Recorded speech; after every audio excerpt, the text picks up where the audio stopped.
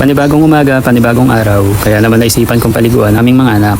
Kaya ayan, inuna ko nga palang paliguan ang aming panganay. Siya si Sabrina. Si Sabrina ay 1.5 year. Siya ay buntis nga pala. At siya ay malapit na mga anak ngayong katapusan. Hindi pala ito yung unang beses na pagbubuntis niya. Pangalawang na nga pala ito. Ewan ka ba naman dito sa batang ito? Kakaanak lang, nagbabuntis na agad.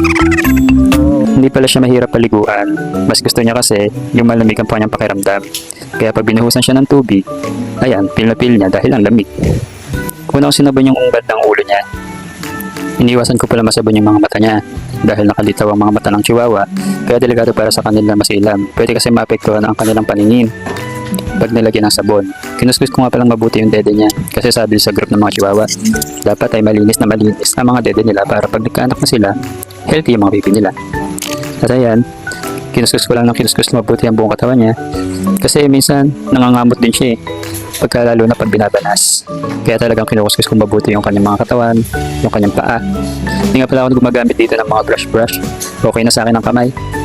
Komportable din naman sila at komportable din naman ako kumuskus ng kanilang katawan. Pinabasa ko nga pala ng konti para mas maging mabula. At ito naman po si Apple. Si Apple ang anak ni Sabrina at saka ni Coco. Siya yung panganay ni Sab. Sobrang sungit nan. Kahit kami sinusungitan nan, ayaw niya magpapahawak sa iba. At ito naman si Coco. Yan ang tatay ni Apple. Sobrang liit niyan. Sa sobrang liit niya, sobrang cute niya. Pero kahit na ganyan kaliit, ducks na. Super sweet din yan. Pagka darating kami, nagtutumalon yan. Tapos sasampanay sa amin. Hahalikan kami. Pero pag umalis kami, naguhumapol. Alam mo yung parang batang gusto lagi sumama. At pag hindi nakasama, talagang umiiyak yan. Tapos nag-iinikot. Na parang nagdadabog. Maawa ka talaga sa kanya. Kapag narinig mo ng iyak niya, no choice kami. Isasama na namin silang lahat. Hindi naman pwedeng iwan yung iba. Siyempre, maawa ka din. Si Coco nga pala, parang kaka 1 year lang ata niya. Alam mo yung kinuha namin doon sa may-ari. Na-disappoint kami.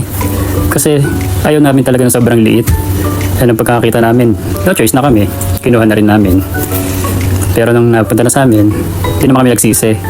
Kasi sobrang sweet talaga niya. Siya yung pinaka-baby namin. Patapos na nga pala ako.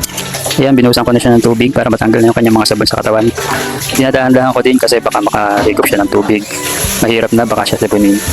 Nga pala guys, baka napapansin niyo, kinakapit ko siya sa inodoro. Kasi mas mabilis para paligo at buhusan siya ng tubig. Para at least makuskus ko din yung ilalim ng kanyang pipip. Kanyang mga kilili, kanyang mga dede. Ayan guys, tapos ko na silang paliguan. Kaya naman tutudrasan ko na ang kanilang mga ngipin. Siyempre, tulad sa tao, dapat malinis din ang kanilang ngipin. At saka para pag bumalik sa amin, mabango naman.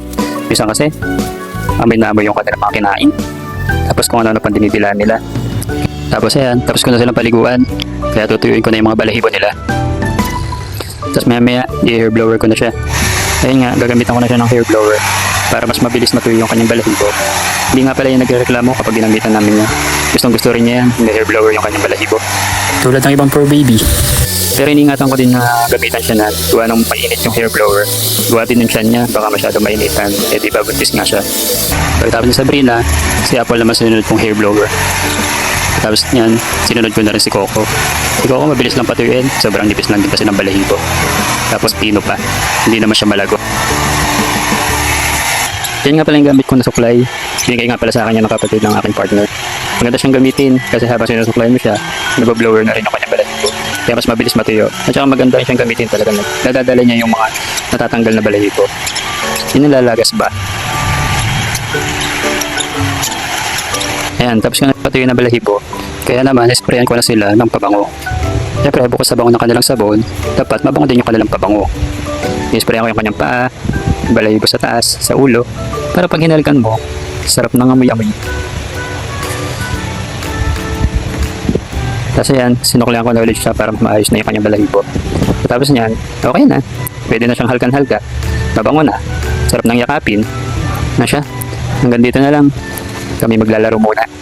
Bye-bye!